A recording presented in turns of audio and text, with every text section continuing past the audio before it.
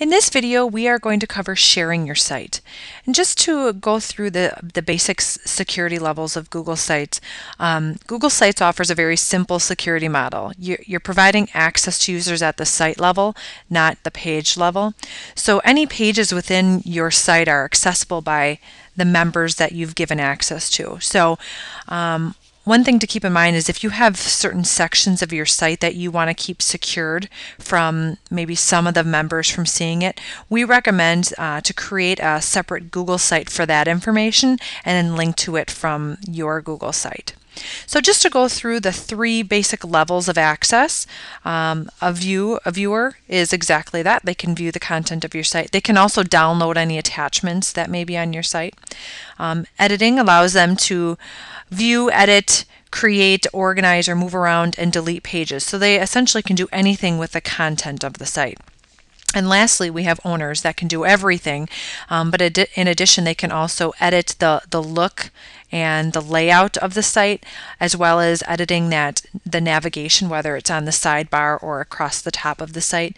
And then they also can share it with others, share the site with others. Okay. So we're going to go through how to share a site. So to do that, we are going to go to the More Actions button and click Share this site. And when you do that, you're going to get a sharing settings dialog that will appear. And the first thing you'll see under permissions here is the different options. So the first option it offers here is public on the web. We're going to click on change and we're going to see what options there are for sharing. So you'll notice that there are 5 different options. The first 2 are ones we do not recommend using. We don't want you to use them, but I'll still go through them and explain them for you. So the first one is public on the web, and this means that anyone in the world, internally, externally, can access this site, and it can also be found on the web. So, it might be found in a search engine. So again, as we had mentioned in a previous video, we don't want external sites on our bradycorp.com domain. If you truly want an external site, that's something that should go through the help desk, and we'll help you get that set up in a different domain. Anyone with a link is very similar to public on the web. This also means that anyone in the world, externally or internally, could access your site. However, it couldn't be found on the web. It can only be accessed if they have the URL. So if they don't explicitly have the URL, they can't get to it and find it by searching on Google. But if someone forwarded them the URL, they would be able to access it anonymously. Okay. The next option here is Brady Corporation. So what this means is anyone in the company can view your site. That also means that your Google site will appear in their sites listing when they're searching through the different sites in Brady Corp.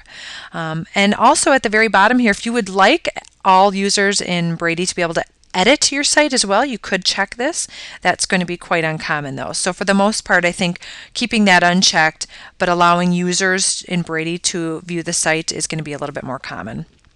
The next one is People at Brady Corporation with a link, and this is very similar to the one above it.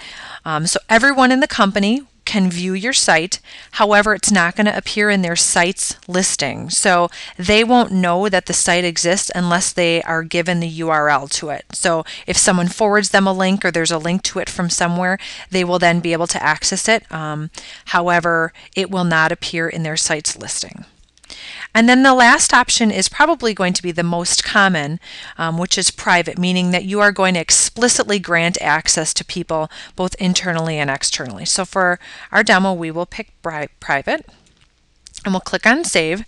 And at this point, then we are given the option to now add explicit people. So there's already several people that have access to this site. So you could click in this box under Add People, and you can use the type ahead. So if we wanted to add someone, we could just start typing in their name, and their name will appear.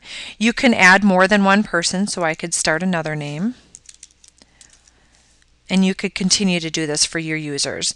Next to it, then, you're going to define what level of access should this group of people have. Should they be owners? Can they edit, or can they view? So for our purpose, we will pick that they can view. And then the next box here says optional, include a personal message. So this is where we could type an email to the users to give them a notification that there is a new site out there. So we could say, here is our new site.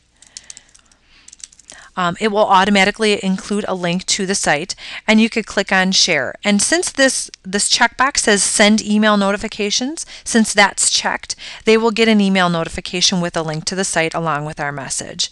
We could also opt to not send an email. You could uncheck this and just hit share. And it's going to say, hey, if you skip sending them an email notification, someone's going to have to either find it in their sites list, or you're going to have to send them a link to it later, and you can say okay. So then you could share the URL to that site with them at a later time. Okay. You could also add external people as well, and it's going to work the same. You would click in the add people, you would type in their email address. The difference is that they're not going to show up in our type ahead.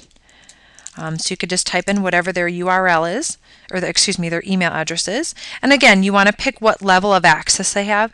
However, you don't want to give an external person owner rights. We want to make sure that external people are not owning our Google Sites, because then they could start sharing it with other people.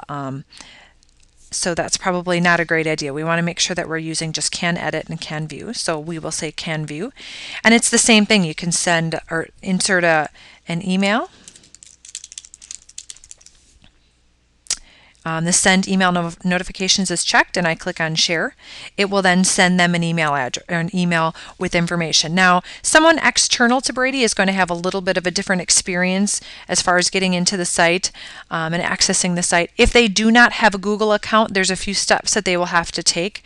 If you are curious to know what those steps are or how does it work for an external person, we do have that information available for you, and I'm going to show you where to access that. So from our start page under Google Sites, there is a more info tab, and if you click on the sharing sites with external users, this will walk you through what an external person will experience once they get that email notification letting them know that they have access to our sites. So this concludes all the information that we have on sharing your Google site.